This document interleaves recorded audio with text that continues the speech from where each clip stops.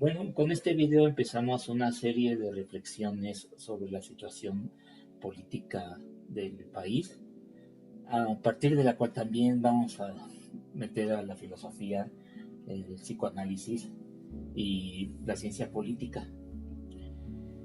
Eh, para comenzar el tema de esta ocasión, interesa saber acerca de las mañaneras, las famosas mañaneras de Obrador.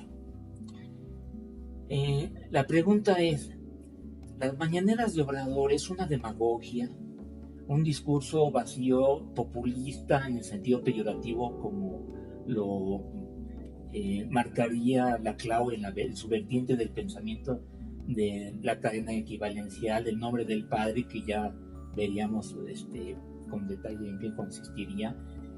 Eh, ¿Es demagogia, es rollo las mañaneras de Obrador? ¿Qué dices, Saúl? ¿Qué piensas? Vamos a partir de lo abstracto, de conceptos. Tenemos el nombre de populismo. Es verdad que este es a veces adjetivo, a veces sustantivo, que es peyorativo. La derecha lo utiliza para descalificar al adversario. Se trata solamente de utilizar al pueblo a partir de manipularlo para lograr los propios intereses de una persona o un grupo. Curioso aquí lo que sucede con la derecha. Hay una ambigüedad frente al pueblo. Por un lado tenemos la palabra democracia, que tiene que ver del griego el demos, kratos, poder del pueblo, y eso todo mundo lo menciona.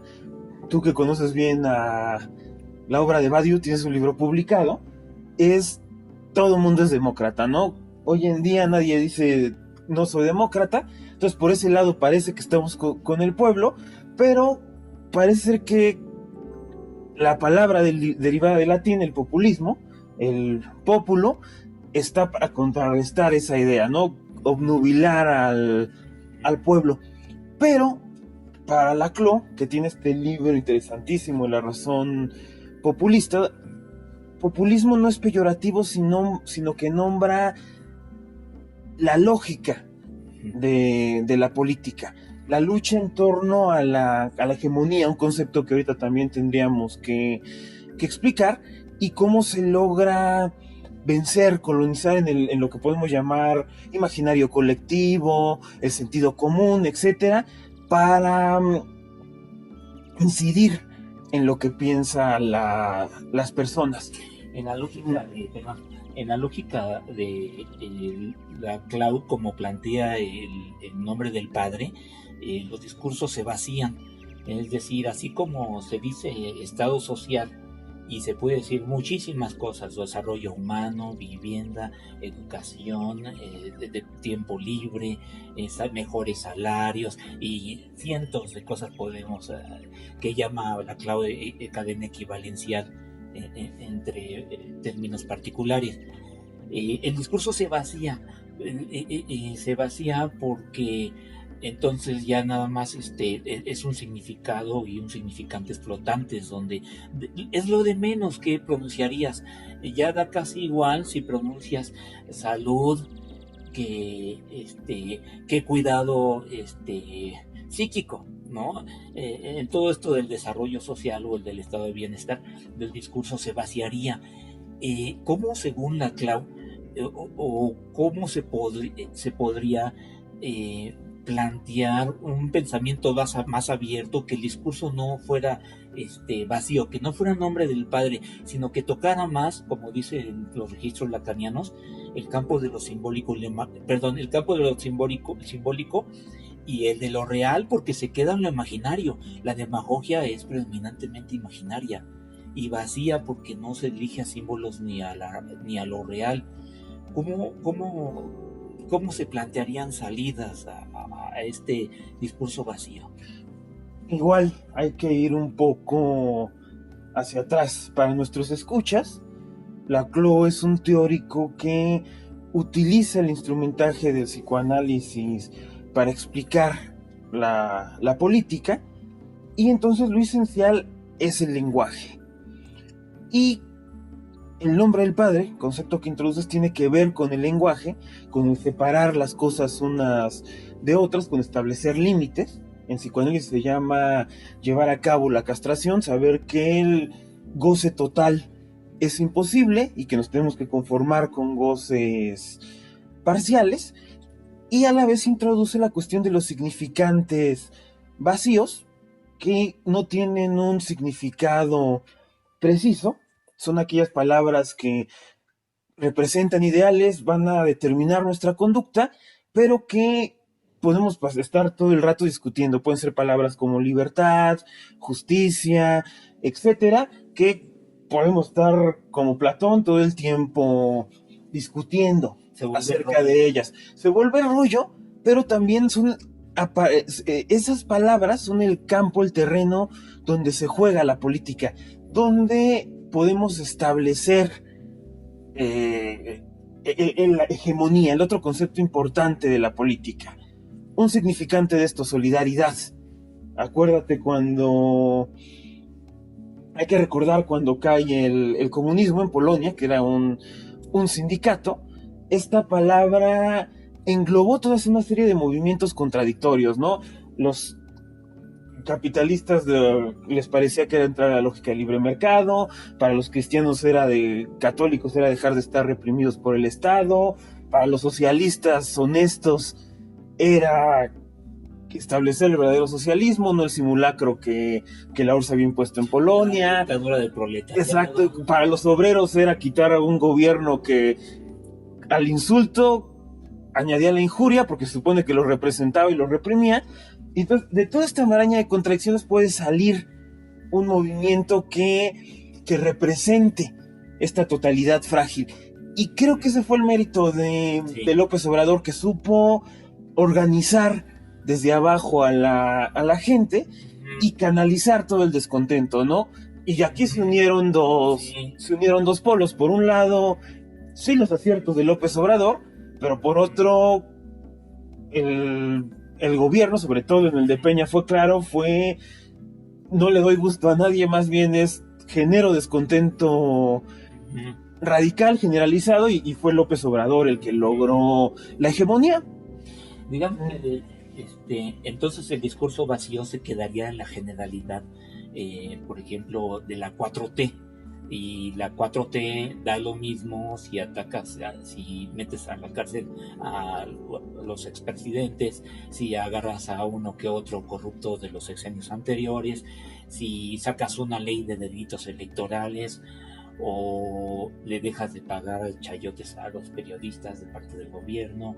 O sea, casi ya sería nada más pretextos, en el sentido peyorativo serían pretextos. Ese sería la demagogia, que nada más es el parecer, pero en realidad las operaciones, si algún éxito ha tenido Obrador, es porque logra señalar los caminitos en donde concretamente la gente junto con el pueblo, señalar las formas de construcción de esas generalidades. Por ejemplo, corrupción, y tenemos 10 PMs, 10 ahí caminitos. Él nada más dice, miren, por acá, reflexionémoslo y hagamos las cosas por acá, Entonces, apenas está en ciernes, porque es todo una derivación de lo general a las reflexiones particulares que ya apuntarían a lo simbólico y lo real, ¿verdad? Es donde entonces se le daría contenido. Por ejemplo, esto de García Luna, pues ya ve qué contenidos históricos va adquiriendo, porque si es, por ejemplo, el equivalente a la quina hace 30 y tantos años, pues sería una reedición de lo mismo, ¿verdad? Se tienen que reeditar de forma diferente las cosas. Primero también precisar que para el psicoanálisis no hay significantes vacíos, en el sentido de que sean superfluos o los podamos contar, sino que significa que son contenedores que se pueden llenar de diferentes contenidos, pero son en estos gestos que precisamente no hay que cortar, donde se gana la batalla política. Y esto López Obrador tiene bastante tiempo que lleva la agenda, ¿no? Por ejemplo, en la campaña fue muy claro que cuestiones como el ya sabes quién, porque la ley no podía nombrarlo, y que entonces toda la gente sabíamos a quién nos referíamos con el ya sabes quién, cuestiones como la cartera con Anaya de que la voy a cuidar, son cosas que podrían parecer superfluas, pero no son vacías, y se gana el inconsciente de las personas con ese tipo de cuestiones. Ya saber hacia dónde va. Creo que López Obrador está haciendo historia. Eso es creo que irrefutable, que además son cosas inéditas. No se había llegado al poder organizando al pueblo mínimo desde la revolución, y discutible.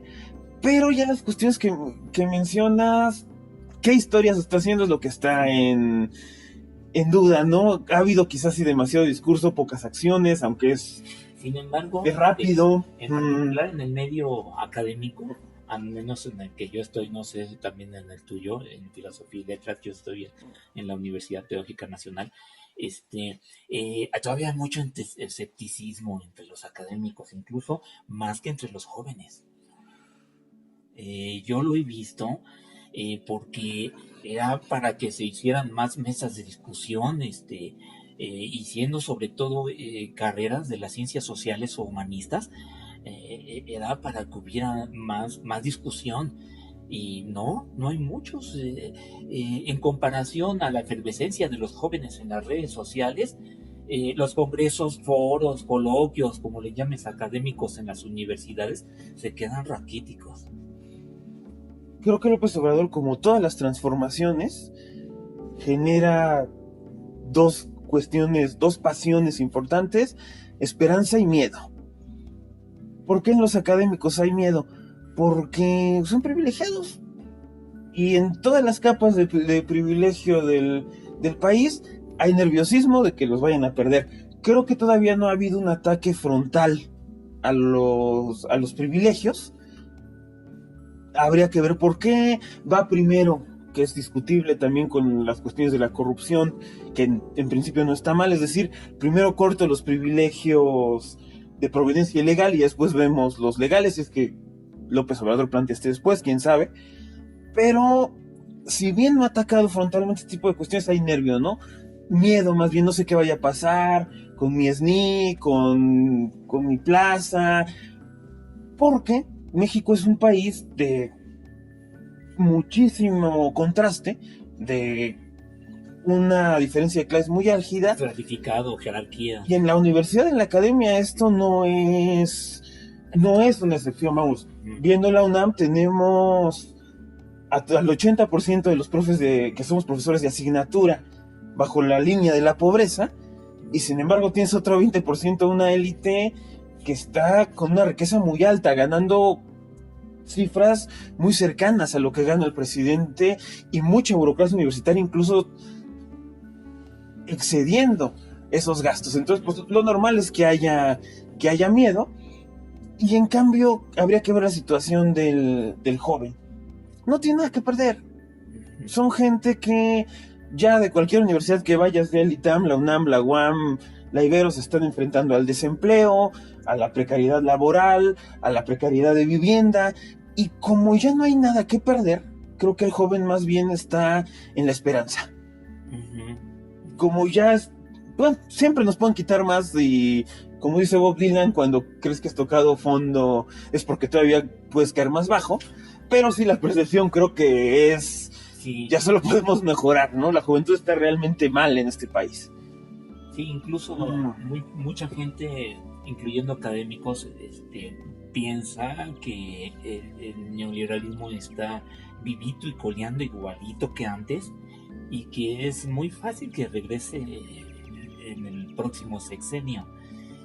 En ese caso estaríamos hablando de que sí ha habido un cambio nada más en la superficie, pero en el fondo no.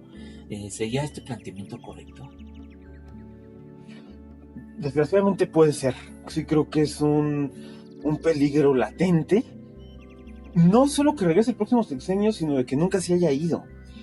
Y hay signos, desgraciadamente, poco esperanzadores. el, el capital privado sigue haciendo de las suyas, el extractivismo, el basar la economía del país en la violencia del extraer petróleo y minerales sigue a todo lo que da, e incluso mucho del combate a la corrupción puede ser interpretado como un continuar el adelgazamiento del Estado. Es decir, ha habido despidos, ha habido reacomodos en la burocracia, en las oficinas estatales, que parecería que tiene que ver con la lógica neoliberal del deshacerse de la burocracia, de hacer un Estado todavía más débil, más pequeño, y podría ser esa tendencia. Incluso hay empresarios que están con López Obrador. Salinas Pliego está ahorita con Banco Azteca, pues que se nota que sus sexenios desde la campaña están sus simpatías. Es un secreto a voces, es un chisme de que él es el propio empresario quien puso a Moctezuma Barragán en educación. Está este polémico personaje de Romo, manejando la oficina presidencial, que también es un empresario bastante neoliberal.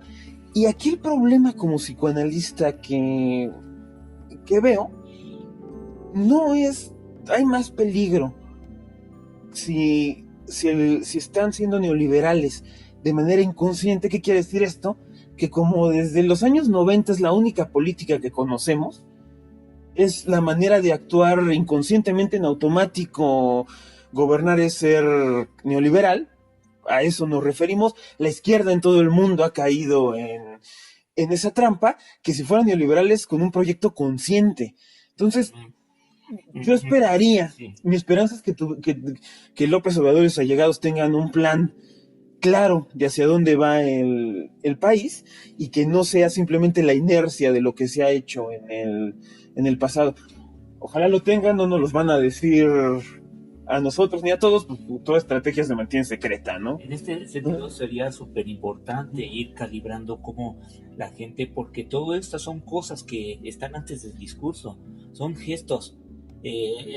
Cuando hablas de miedo y esperanzas, están antes de la articulación de lo que sería el habla, la palabra. Habría que ver cómo empiezan a desarrollarse estos gestos, a desarrollarse la palabra, si es que tiene espacio, porque en mucha gente es un ejercicio que no está. Propiciar el debate, propiciar las discusiones es fundamental, porque le da cauce a la expresión de esos miedos, a las expresiones de esas esperanzas.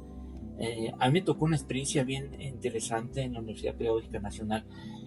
Se hablaba de que teníamos muchas prestaciones los profesores, y había un tope del presupuesto para las becas que da de acuerdo a unos concursos internos en la Universidad Pedagógica Nacional, y cada 2 años concursábamos para obtener cierto nivel de beca. Total, llegó al tope y dijeron, ¿saben qué? No existe, ya no se puede repartir, llegamos al tope, ya no, se va a acabar. Y vaya, a la mitad, ok, se va a integrar el salario, ya no vas a tener que concursar, pero se va a recortar a la mitad. En un contexto neoliberal es bien fácil leer esto, porque se trataría de recortes a la educación, al trabajo de los profesores, pero en un contexto de la cuarta transformación, así de una comunicación directa, es esto se va a usar bien, va a ir para los jóvenes en transformación, va a ir para la inversión en infraestructura pública, etcétera. Pero ok, si es la mitad de mi beca, más del 30% o hasta la mitad de mi salario, mejor dicho, de mis percepciones, pues tú dices, si eres un creyente de la solidaridad y entiendes la necesidad de la redistribución de la riqueza, dices, va, ok, va para allá. Otros dirían, de ninguna forma, no, aquí se trata de que han violentado el Estado neoliberal mi salario, mis percepciones, y sigue igual la cosa. Está preocupante la situación, porque pues, está más arraigado esto segundo. Dos cuestiones complicadas relacionadas importantísimas. La cuestión del privilegio. Como casi todas las cosas en la vida es relativa, entonces pues depende de quién lo vea, ¿no? Si vamos a cómo están los salarios y las prestaciones de los profesores de carrera en las universidades públicas del país y lo ven los profes europeos, pues no van a pensar que es ningún privilegio, van a decir, pues lo mínimo que un ser humano debe tener para desarrollarse, para llevar a cabo su carrera académica, pero si lo vemos hacia abajo, desde la perspectiva de los profesores de asignatura, va a ser, no, pues estos sí están en la gloria, ¿no? Entonces, habría que verlo. ¿Por qué digo esto? Porque aquí lo preocupante es que en el sexenio de López Obrador, como en los pasados, se utilice este pretexto de los llamados privilegios para nivelarnos a todos en la miseria.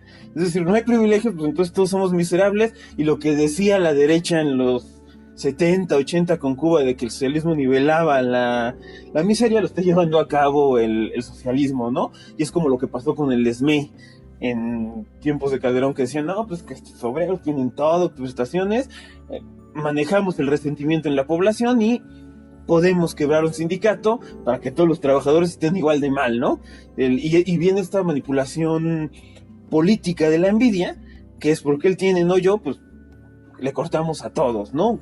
La envidia que se resume en un chiste, que llega un genio y le dice a alguien, oye, te doy algo, pero lo que te des se lo duplico a tu vecino. Y entonces él contesta, pues quiero que me dejes tuerto. Eso es lo que me preocuparía de los privilegios. Finalmente, fíjate que de acuerdo a Etienne Balibar o el propio Althusser, el propio Marx, habría que entrenar las traslaciones entre la economía, la política, la filosofía, la ética, hacer lo social, la economía y la política, hacer estas traslaciones. Ahorita ya estamos hablando desde un plano más de la moral, se habla de economía moral. Nada más, a mí me llamó mucho la atención que una diputada de Baja California dijo que no se trata de quitarle a los empresarios, porque ellos se lo ganaron, y entonces que le quites un peso, pues se lo ganaron y muy justamente reclaman. Y dice entonces que se trata de hacer que haya más para repartir, pues a los que no tienen, pero no quitarle a los empresarios. Aquí a mí en principio se me hace un planteamiento pues equivocado. Si de alguna forma hay millonarios en la lista de los 50 más ricos del mundo en México, pues esta idea de que ellos tienen que soltar es súper básica. Y hay también otra idea más a nivel global. Los impuestos al capital especulativo financiero, si tan solo se pudieran poner impuestos a este capital especulativo financiero, habría otro tipo de ética, que es el que mira, aquí hay alguien a tu lado, que quieras o no, está coexistiendo. Y tú te encerraste en una colonia con cámaras, con policías, con barreras, con cajas fuertes y con todo tipo de seguridades y protecciones, y no ves hacia afuera. ¿Qué caso tiene entonces estar en un mundo con una sociedad quebrada? Si las empresas pueden prosperar, las empresas capitalistas en una sociedad quebrada. Igual en esto hay muchas cuestiones. Yo no creo que en este país se pueda hablar de riqueza bien habida. ¿Por qué? Justo en la mañana leí una frase: en un país bien gobernado la pobreza es vergonzosa, en un país mal gobernado la riqueza es vergonzosa. Estamos saliendo, si le damos el beneficio de la duda a López Obrador, de muchos años de mal gobierno. Llevaríamos apenas un año, y al ser un país mal gobernado, incluso la riqueza que es legal, habría que ver mucho su fundamento. Ahí el problema, y tampoco me sorprende y es discutible, como lo decías, es que ellos dicen que van contra la corrupción, entendida como quebrar la ley, y entonces pues lo están respetando, y políticamente podría ser una buena decisión debido al poco margen de acción que tiene el gobierno ante la situación mundial. Hablabas, por ejemplo, de tasar las transacciones bancarias.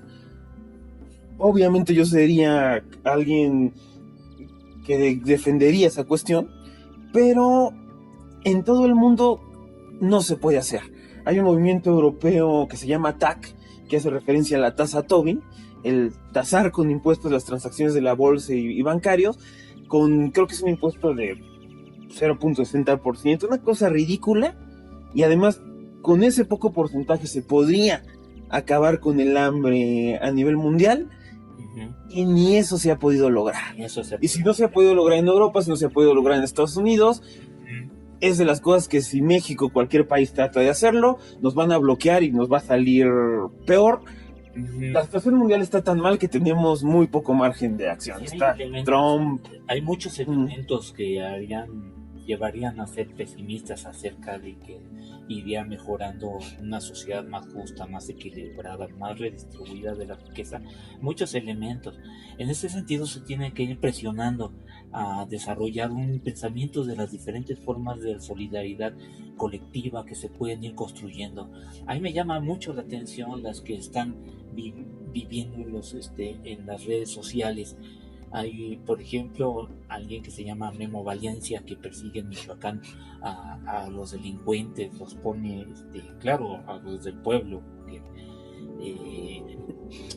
los pone, los filma. Tú te robaste un coche, tú entraste a una casa a robar, y uno de los comentaristas le dice: gracias por ayudarnos, y él le responde: no des gracias tanto por lo que te ayudé, sino por lo que pudimos prevenir.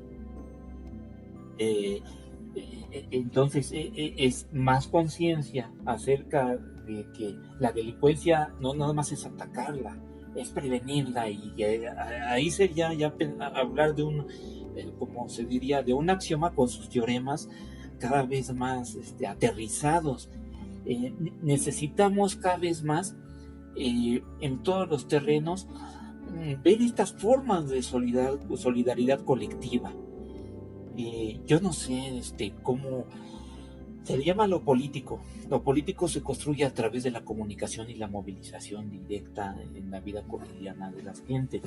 Lo político está en todos los intersticios de la vida cotidiana de la gente. En diferentes niveles podemos plantear que está el reto de que si no queremos que esto sea nada más un garbanzo en la libra que pase después a la historia, pues tenemos que estar hablando de la moral en diferentes planos, pero apuntando a lo real, no como sermón, sino dirigido a la acción. Los ejemplos son muchísimos. En este sentido, a mí me gustaría pasar a una segunda bloque del video. Hoy los jóvenes, muchos jóvenes, se han movilizado para apoyar a las redes sociales, para apoyar a la 4T, y eso se ve en la proliferación de las denuncias de muy diferentes tipos en todos los estados a nivel regional. Eso no se va a ver en la tele.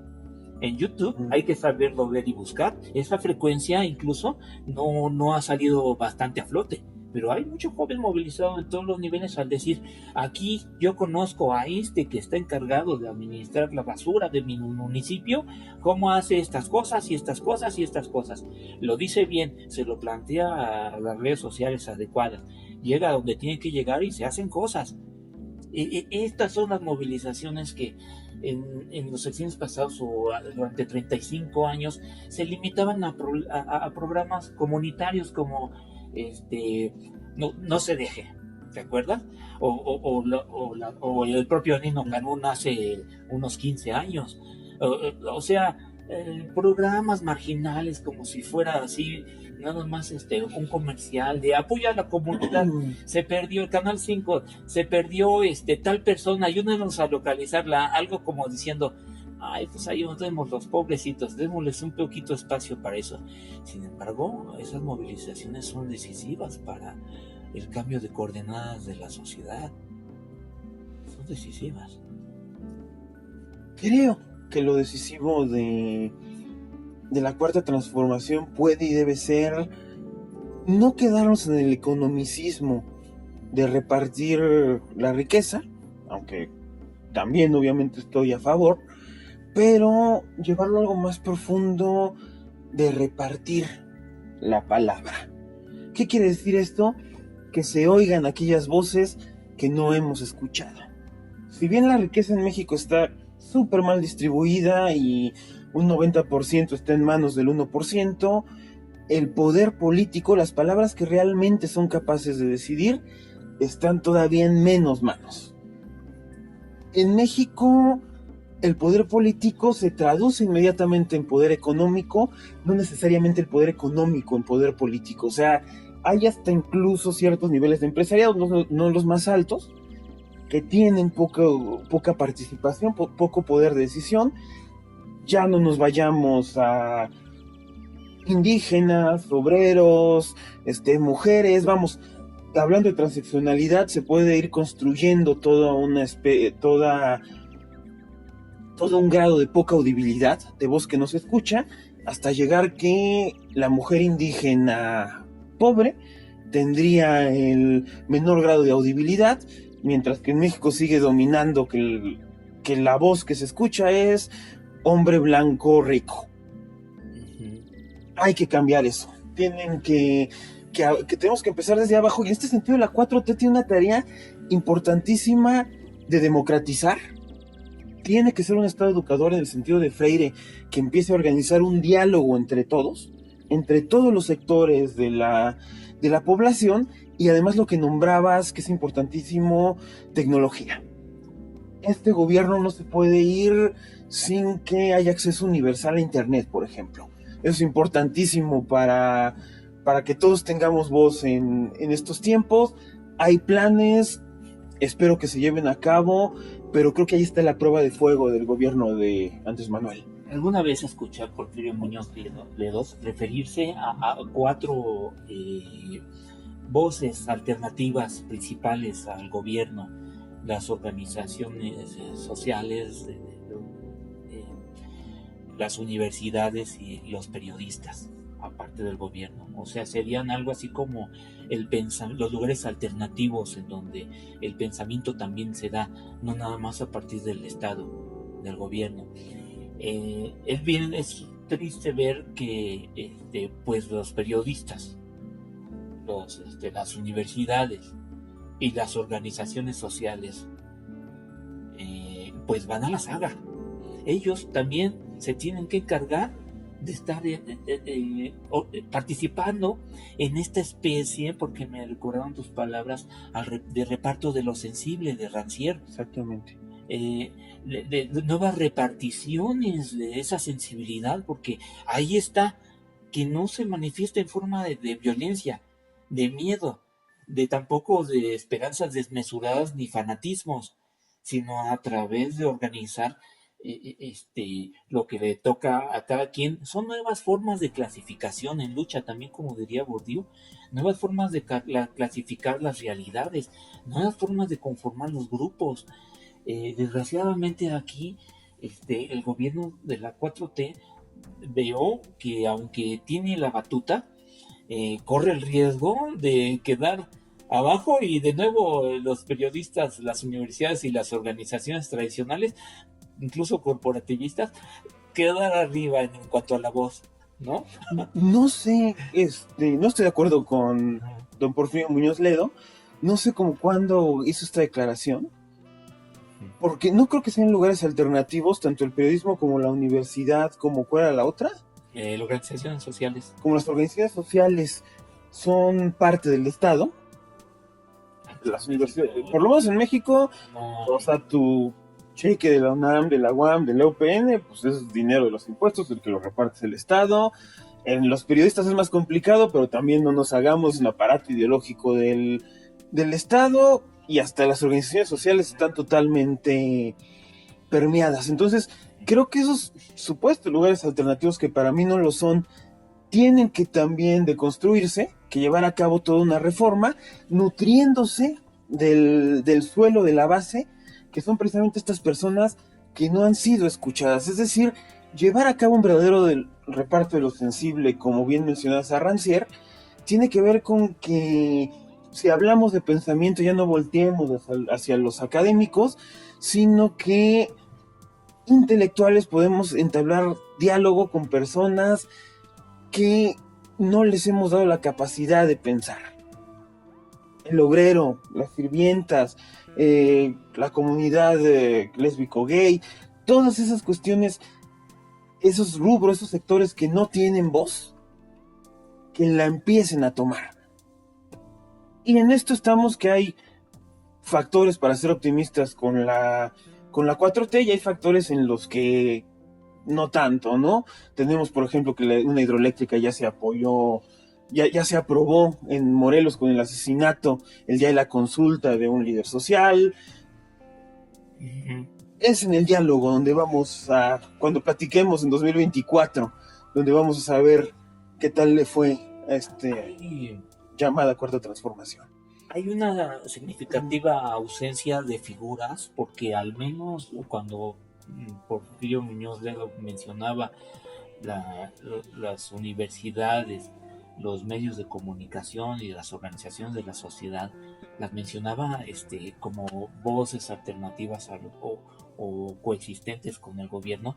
Al menos estaba designando el lugar de lo político, estaba designando unas figuras, pero bajo el planteamiento que si el Estado las absorbe, entonces habría necesidad de tener figuras de comunicación, figuras que no se limiten a los periodistas, figuras en donde circule el pensamiento, porque en un estado dictatorial se limita a la radio, a la televisión monopolizadas, y mira que de repente yo también veo tendencias a la monopolización en las redes sociales. Entonces la ausencia de figuras comunicativas es muy importante, ¿no? Yo creo que si cuando don Porfirio Muñoz Ledo dijo esto que mencionabas eran los 70, 80, tenía algo de razón. Era 2-3 años antes de la campaña de Obrador. Entonces no lo creo, porque por la situación mundial que se vivía, todavía coyuntura de Guerra Fría, las universidades eran un poco más autónomas, ¿no? Para el propio PRI le había cedido parte de las universidades a lo que eran los movimientos comunistas. Había otra dinámica, pero a partir de la caída del muro de Berlín, que en el mundo asistimos a la configuración de un pensamiento único, las universidades mexicanas se enrolaron, se encarrilaron de lleno a este pensamiento único, se persiguió la disidencia y el desacuerdo por todos lados, y perdieron ese potencial crítico que tuvieron alguna vez. Y pasa lo mismo con las redes sociales. ¿Qué quiere decir? Vivimos en un mundo donde el dinero se impone ante todo, y entonces tenemos toda una serie de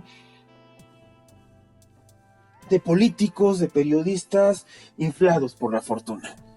Peña Nieto fue un ejemplo de político mediático, sin contenido, armado solamente por las empresas de comunicación. En el mundo ha habido otros, Berlusconi en Italia, Sarkozy en Francia, el propio Trump en Estados Unidos, que lo estamos sufriendo, y escasean los líderes que hayan empezado su carrera desde abajo. Algo que yo le admiro muchísimo a López Obrador, que si bien tiene buen manejo de medios y al final para llegar a la presidencia logró tener ya por fin una buena relación con ellos, al menos sus inicios de su carrera política fue organizando a la gente desde abajo. Son del tipo de liderazgo que necesitamos rescatar, y también de periodismo, de académicos, de gente que esté en contacto con su propia gente, que se acabe este ostracismo de los institutos en la UNAM, que es gente que no sabe nada de su pueblo, está encerrada en sus cubículos y ahí escribe libros en inglés, por ejemplo, en el Instituto de Investigaciones Filosóficas, sí. y no hay Ujú. entrar a este proceso de diálogo entre mexicanos y mexicanas. En este sentido, yo pensaría que habría un espacio de poco ejercicio, escasa práctica reflexiva por parte de los legos de la sociedad acerca de las estructuras y coyunturas en donde se va formando realmente esa posibilidad de voces y pensamientos dentro de la sociedad, porque estamos acostumbrados a pensar que en nuestro país hay caudillos, líderes o instituciones que no sirven, sino sobre todo personajes. Esto indica el pensar sobre todo en términos de caudillos o personajes, porque de instituciones pues pensamos en el Estado, pero es un pensamiento muy pobre, porque si no se empiezan a ejercitar el pensamiento acerca de cómo son esas estructuras, cómo son esas coyunturas, cómo se van modificando las cosas, si no hay una nueva forma de pensar acerca de cómo la sociedad también se va organizando a sí misma y también va involucrándose con el Estado para adquirir nuevas fisonomías, incluso más allá también del Estado. O sea, si piensas todas esas nuevas fisonomías de cómo la sociedad se va tomando forma y organizando de nuevas formas en este nuevo reparto de lo sensible, este, pues es pensar en el espacio de lo político, pensarlo de forma diferente. Urge esto porque, este, y aquí hay una gran responsabilidad acerca de la academia. En el imaginario popular, desgraciadamente también en América Latina, estamos muy fuertemente permeados de esta lógica de qué político hace las cosas, quién hizo cuál cosa, pero en términos de la fisonomía, la organización de la sociedad, de cómo se reorganiza, estamos en pañales, o será que yo estoy equivocado, que simplemente digo, que no se trataría de que pensáramos las cosas en términos de estructuras o coyunturas. Yo ni siquiera sé cómo llamarle, pero tenemos que pensar cómo le nombramos a esas nuevas formas de organización de la sociedad, porque hablamos de ciudadanos, antes se hablaba de sector obrero, campesino y popular, después se hablaba de ciudadanos y se habla de un México del norte, del centro y del sur. Y en las ciudades se habla del norte y el centro y la periferia. Se habla de clases medias, altas y bajas. Y yo creo que tenemos que empezar a ser a desarrollar mucha astucia para saber crear nuevas nominaciones, ¿no? Eh, a lo mejor estoy equivocado y decir, bueno, pero ya de una forma que la sociedad se organice de forma más estable, y este es lo que provocó la 4T, hablando especulativamente. La sociedad mexicana ya se organiza de esta nueva forma a partir de la 4T, la que sea, no sé, podemos plantear muchas hipótesis, pero eh, no sé incluso si sea bueno o malo eso, porque ya las cosas son muy, de la noche a la mañana tienes una organización que aparece y desaparece. De la noche a la mañana tienes también empresas que aparecen y desaparecen. La situación es complicada porque en medio del caos no podemos tener una imagen estable de cómo se está reorganizando la sociedad, ni siquiera de una manera estable. No sé si sea deseable o no. Eh, yo me iría más por lo que no importa si sigue cambiando la fisonomía y sigue habiendo, si la fisonomía de la sociedad, si los sectores sociales, si las diferentes organizaciones, si un determinado orden social se vuelve estable o no, yo creo que es lo de menos. Yo creo que necesitamos estar ejercitando continuamente este el pensamiento de los problemas, Sí, claro. ¿no? El pensamiento de los problemas mismos, estar en contacto con ellos y pensar el pensamiento de los problemas, las tres cosas al mismo tiempo. Aquí un problema gravísimo que tenemos en nuestro país es que no sabemos qué pensamos ni si pensamos. Simplemente no nos hemos escuchado unos a otros. No hay estructuralmente, institucionalmente, estímulos para pensar. Y eso puede provocar la ilusión de que somos un pueblo que no pensamos. Pero no necesariamente tiene que ser así. Hay otra ilusión. El mexicano es flojo. Y uno piensa, pues sí, ¿no? No, más bien institucional, estructuralmente, no hay maneras para que ejerzamos nuestro trabajo. Pero la prueba que somos un pueblo trabajador es que van los mexicanos a migrar a Estados Unidos, encuentran condiciones de buen gobierno, condiciones de una sociedad ordenada. ¿Y cuántos dólares están produciendo? ¿Cuántas remesas están enviando? Entonces ahí lo que necesitamos es que el gobierno tome la iniciativa para darle la iniciativa al pueblo. Por paradójico que esto pueda parecer, pasa como con la educación. Nosotros como maestros que queremos ser freudianos y escuchar a los alumnos, pues si los agarramos desde preparatoria, desde universidad, ya traen todo un bagaje de años acostumbrados a la educación autoritaria, que si uno les dice, a ver, pues hablen, ¿no? Desde la primera clase, ¿qué tienen que decir? Pues no te van a decir nada, va a parecer la ilusión que los alumnos no piensan, que no saben hablar, pero uno como profesor tiene que establecer mecanismos para que empiecen a hablar, para que haya confianza, para que sepamos que detrás de esas cabezas tímidas, con miedo a hablar, si hay una actividad. Lo mismo tiene que pasar con la cuarta transformación, que por eso no estoy, como lo está la derecha, a priori en contra de los caudillismos. Puede haber el liderazgo que sepa que tiene que desaparecer y que utilice ese liderazgo para que hablen desde abajo. Y en ese sentido, yo sí le sigo dando el beneficio de la duda. Sí, claro, puede haber existiendo todo un pensamiento retrógrado. Bueno, ya a estas alturas caduco de dar forma a la imagen social es una aspiración clásica de la sociología, que la sociedad tenga forma, ¿no? Se habla ahorita que todo es fluido, a lo mejor no necesariamente es una aspiración así a la de fuerzas positiva, pero estaba yo pensando que así como necesitamos estar en contacto con los problemas y con el pensamiento de los problemas, también necesitamos estar en contacto con la filosofía, con la ética, que es el pensamiento de los problemas. La filosofía, la ética, hasta la metafísica, que se habla de una nueva metafísica.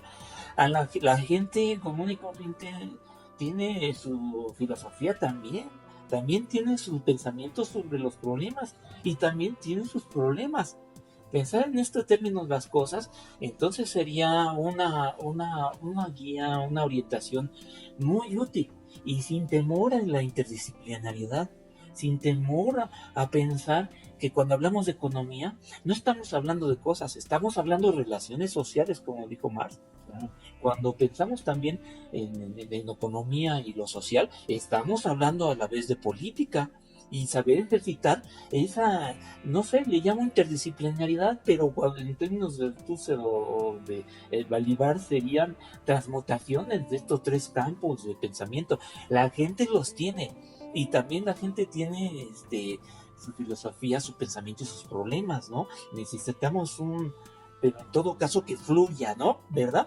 Porque nos dan moldes, nos dan imágenes. Y entonces no somos dueños de nuestras palabras, de nuestras acciones. Compramos las frases. Había una entrevista de no recuerdo su nombre, pero lo entrevistó sobre economía, entrevistó a Fernández Correa en Televisa, lo entrevistó un neoliberal. Y le planteaba que entonces el libre mercado, entonces usted está contra el libre mercado. Entonces usted está por los déficits fiscales y esa y varias más, o sea, pero compradas, ¿eh? Entonces es muy visto que los neoliberales tienen un pensamiento acartonado comprado. ya en la hora de pensar las cosas. Eh, yo no sé cómo pensar a nivel de la sociedad. Yo no creo que haya permeado esta caricatura del que maximiza ganancias y el que ve por su beneficio e invierte, y que nada más está dirigido a comprar al mercado, como las familias pobres que van a Perisur o a Santa Fe a pasearse aunque no compren los domingos. O sea, es más rica la realidad. Me niego a pensar que esta caricatura del hombre homo económicos neoliberal esté en nuestro pueblo.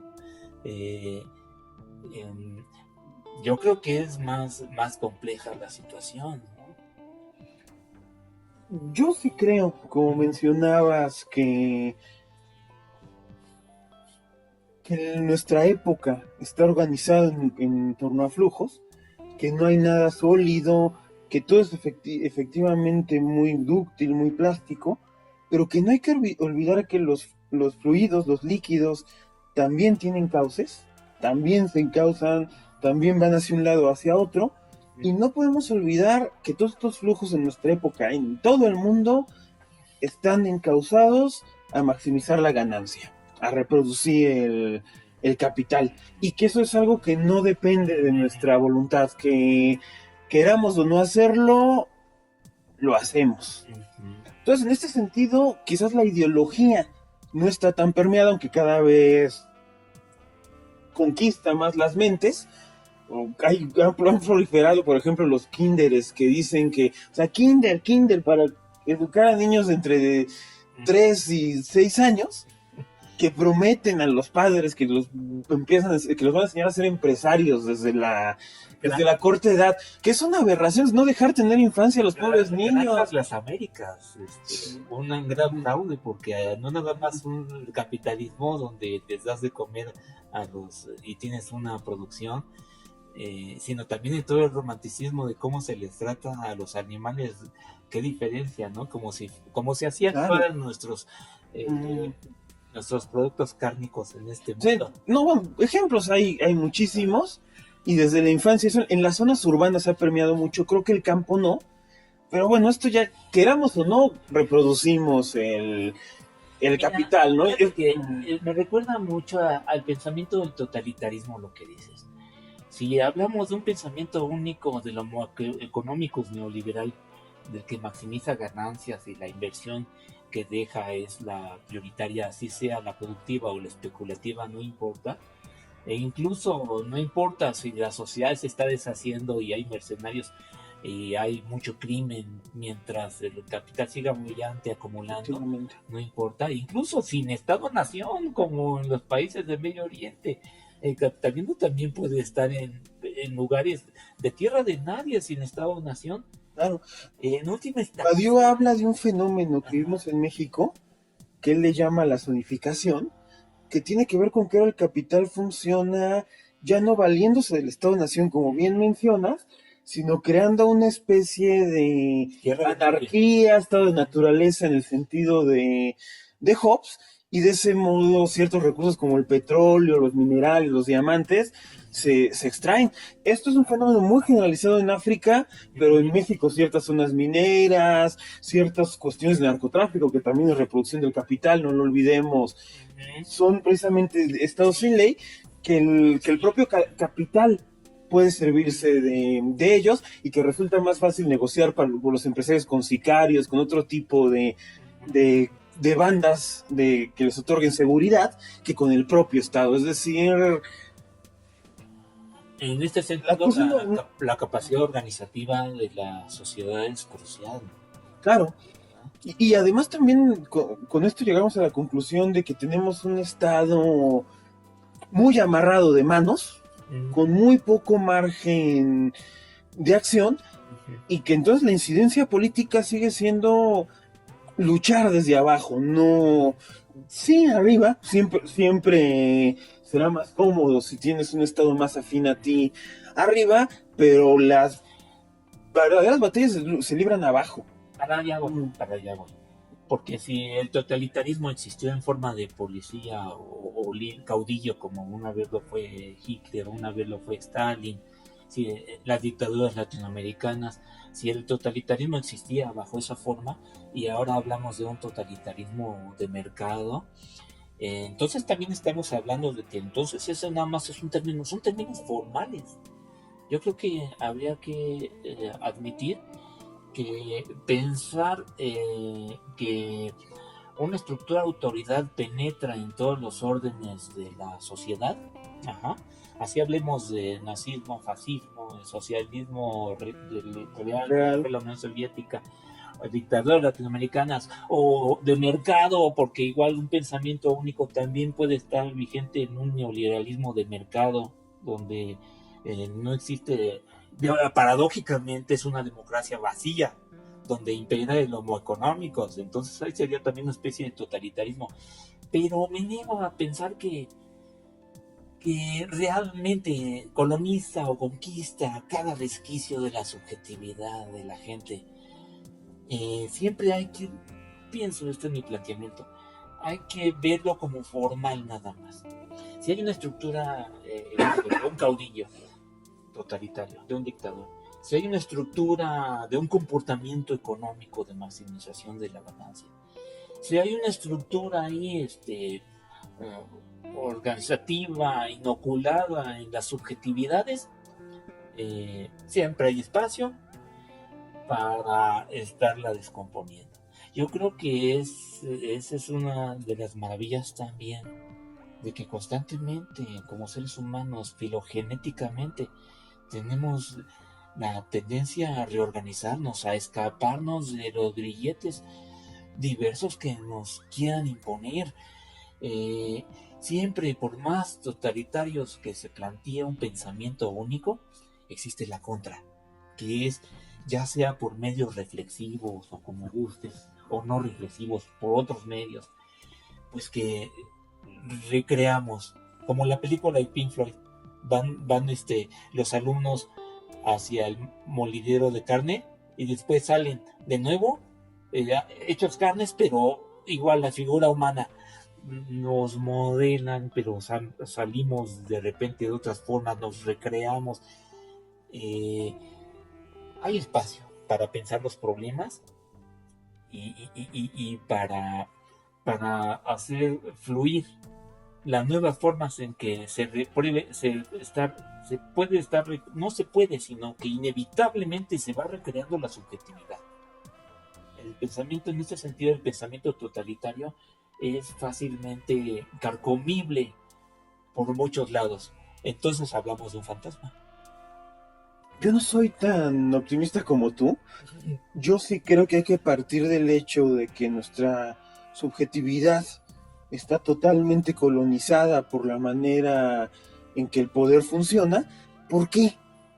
Estamos asistiendo a un cambio epocal en el que el poder ya no funciona de forma represora. Ya el mandato del super yo, del gran otro, estas instancias de autoridad, no es no hagas, no puedes. Ya el mandato es goza. Y si no gozas, tú tienes la culpa por no gozar. Y entonces viene esta cuestión de que, a ver, si eres pobre, pues porque no eres un buen empresario, no invertiste bien en ti mismo, no has utilizado bien tu capital, y entonces tu culpa, y vienen las depresiones, todas las enfermedades mentales que nos aquejan. Y es en este sentido por lo que creo que la figura del líder en política sigue siendo válida. Como el poder ahora actúa con la ilusión de libertad. ¿No será, mejor dicho, la figura de autoridad? También, porque necesitamos una figura que desde el exterior nos despierte de este sueño dogmático y que nos diga, sí necesitas restricciones, sí necesitas un límite. La figura del padre, la figura del nombre del padre con la que empezabas, está muy devaluada porque precisamente no se acepta esta figura de autoridad que imponga límites. Y lo que necesitamos hoy en día son precisamente límites. Volver a esta figura. Voy a unos ejemplos de subjetividad, quizá extremos, y habría que hacer el ejercicio en muchos otros campos, no nada más en este. La bulimia, que es estar come y come y come. Los acumuladores que pasan en este programa de Discovery Channel, de que acumulan cosas, inconscientemente están en una histeria en donde si el secreto de la clave de la sociedad es acumular, pues yo acumulo cosas en mi casa de varios tipos, no sé. También, ah, otro ejemplo de subjetividad extrema y me da mucho que pensar. Ahorita que está muy de moda la diversidad sexual, eh, en internet hay unos videos muy interesantes, pues de hombres que se operan, se inyectan e incluso ya están desahuciados porque pues lo hacen mal, las piernas se les empiezan a podrir, ya están en silla de ruedas, ya les cortaron las piernas por la forma en que está hablando, pues está regresando a subordinarse a una nueva figura de autoridad reestructurada. O sea, a lo que yo me refiero es que finalmente los extremos del goce llevan a tocar fondo y reestructurar una nueva forma de autoridad. O sea, vayamos más allá del planteamiento, ¿no? Es lo que yo estoy planteando, que esta organización del poder que estamos viviendo hace 30, 40 años, esta nueva organización, da la ilusión de que se ha liberado de la autoridad, pero en realidad está apuntalando una autoridad mucho más fuerte, que ya no necesita del capataz, del policía exterior, sino que lo tenemos aquí instalado como si en la cabeza, como si fuera un chip, y entonces está hasta fuera de nuestro horizonte el rebelarnos. Y lo que yo estoy diciendo es que precisamente organizarse en un movimiento de emancipación, el seguir directrices, incluso que un líder, mediante la ética, que no hemos hablado sobre eso, es decir, ¿cuál es la ética que debería manejar López Obrador y que esperamos que, como decías, no quede en la demagogia? Primero, los pobres. Vamos a reestructurar de tal modo la sociedad que al primero que le toque sean aquellos que han sido desfavorecidos, vulnerables, víctimas. Tiene que haber un acto de justicia, pero ese acto de justicia, volviendo a lo que veíamos, lo va a vivir como algo dictatorial la gente que tiene privilegios, porque es la gente que necesariamente va a perder. Y ahí está la ética que da la ilusión de un autoritarismo que está descomponiendo otro autoritarismo, pero que no se vive como tal, que es parte del sentido común y que la sociedad lo ve como lo normal. Claro, tenemos que estar pensando en las nuevas formas en que se reestructuran subjetividades y no quiero llamar alternativas, porque fíjate que yo pienso que son inherentes al pensamiento único, inherentes. El pensamiento único siento que es formal. Digo, más allá de que sea una fe o sea un optimismo, y me recuerda mucho cuando yo le planteaba a un líder social, le decía, oiga, los transgénicos y el cáncer inducido y las nuevas enfermedades que están inventando y dicen que el SIDA lo inventaron en África, todas esas dicen, mira, la muestra es de que la sociedad después se podrán morir muchos, pero sacamos nuevas defensas. Incluso ayer estaba leyendo que, y si se mueren 20,000 chinos en determinada epidemia, bueno, a lo mejor no importa plantear en qué país, pues mejor la sociedad se está equilibrando.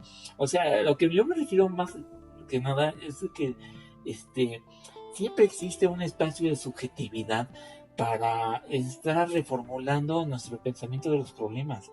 Sí, claro. Entonces, en ese sentido, soy optimista de que es un fantasma el pensar que todos compramos de la misma manera, que es una simplificación brutal, que el homo económico es que maximiza ganancia y preferentemente acumulando, necesariamente lo hacemos todos. Da mucho que pensar el hecho. Yo no sé en qué términos estadísticos lo pudiera poner, pero en algún lado supe que en promedio, si quitamos a los que más reciben, tendríamos un promedio en el mundo de ingreso mensual de 5,000 pesos, el equivalente a 5,000 pesos. Quitando esos que tienes muchos, porque entonces sí sería ya 10,000, ¿no? Pero cuando dices 5,000 pesos mensuales gastando cada ser humano, entonces la mayoría está fuera.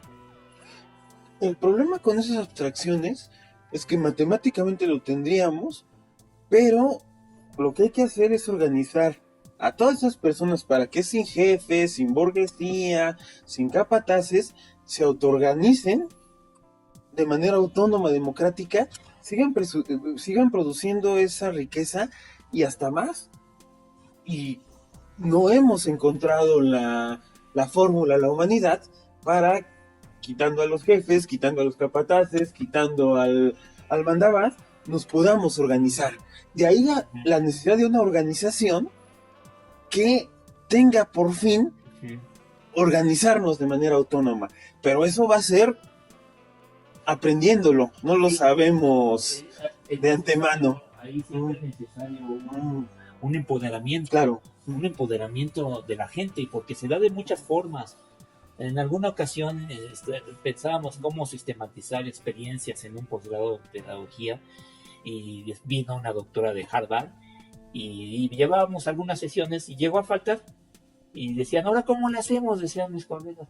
Y yo dije, pues pongamos su foto ahí y veamos a ver cómo le hacemos, ¿no? O sea, y de igual forma cuando dicen que se nos quedamos sin capitales, es el mito, el gran mito moderno es el de que nos surge la inversión extranjera directa. Japón, hace más de un siglo, para poder evitar que entraran capitales a su país, hacía guerras, hizo sus guerras.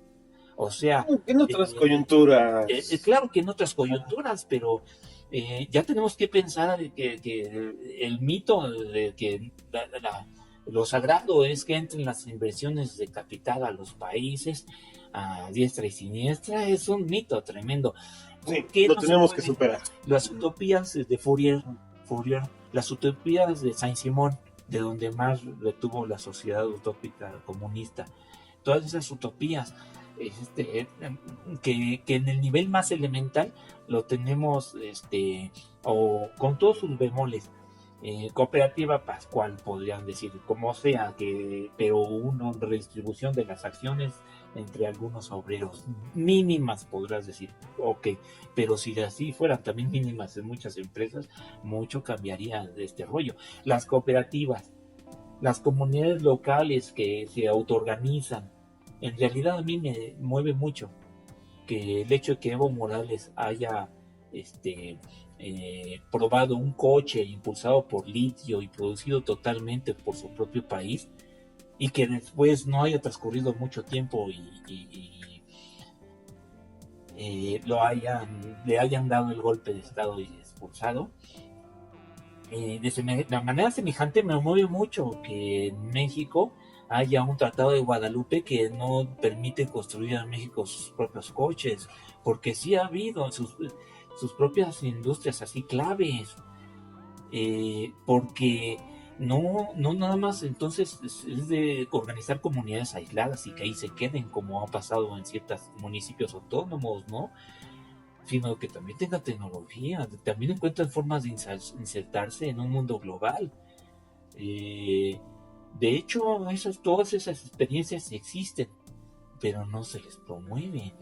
El mito del que hablas de la inversión extranjera, tienes toda la razón, porque esto pierde de vista que se habla como de una globalización como si fuera homogénea, y no podemos perder de vista que en la situación geopolítica hay países de arriba y países de abajo, naciones de primera y naciones de segunda, tercera y quinta, y que efectivamente muchos países estamos, como México, fuera de la toma de decisiones, y que muchas de las liberaciones, incluso el socialismo real, han sido para incidir en ello. Por ejemplo, en China hay un chiste que dicen, ¿cuál es la distancia más corta entre capitalismo y capitalismo? El socialismo. ¿Por qué? Porque el socialismo le permitió a China pasar de un capitalismo colonizado, de ser colonia de las grandes potencias, a ser potencia y ser entonces un actor decisivo en las políticas globales. Eso es lo que habría que hacer Pero ¿cuál es el meollo de esto? Volviendo a la ética. Que en esta situación la ética más básica, más elemental, parece subversiva porque el capitalismo en nuestra época aísla, individualiza, nos da la ilusión de que estamos solos. Y no, la sociedad existe para tendernos la mano, para crear formas de cooperación, y eso a todos los niveles, desde las naciones en la globalización como a los más mínimos, es donde tenemos que experimentar con nuevas formas de organización social que no sean egoístas, que no sean individualistas, y creo que ese es por ahí el camino que tenemos marcado. La flecha ética nos dice que va por allá. Claro, claro. Esto da lugar a una nueva reflexión que quizá ya sea objeto de otro video, pero lo voy a plantear. El sujeto, se habla mucho del sujeto, ¿no? Casi todos pensamos del sujeto individuo cartesiano. Y sin embargo tenemos que aprender a pensar el sujeto ligado a lo trascendente y a la colectividad, pero no en términos de como alguna vez se le llamó peyorativamente al sujeto subordinado en sistemas colectivos demasiado homogenizadores. Ese es todo un planteamiento diferente, muy difícil del cual deshacernos, pero ahí está sobre la mesa. Me gusta mucho ver la forma en que acabamos con esa exigencia de las formas de pensar la organización desde abajo de la sociedad, y no nada más en cuanto a política, también en cuanto a lo social y lo económico, y pensarlo forma parte de las formas, de la forma en que lo piensa la gente y soluciona a las cosas, que no necesariamente son pensamientos cartesianos, como decías. Exige de nuevos de planteamientos, de nuevos esquemas que urgen. Bueno, yo lo dejaría allí. Muchas gracias, Miguel. No, muchas gracias también a todos ustedes. Afortunadamente el camino del pensamiento es infinito y apenas estamos empezando a reflexionar, a pensar en su canal. Muchas gracias. Hasta luego.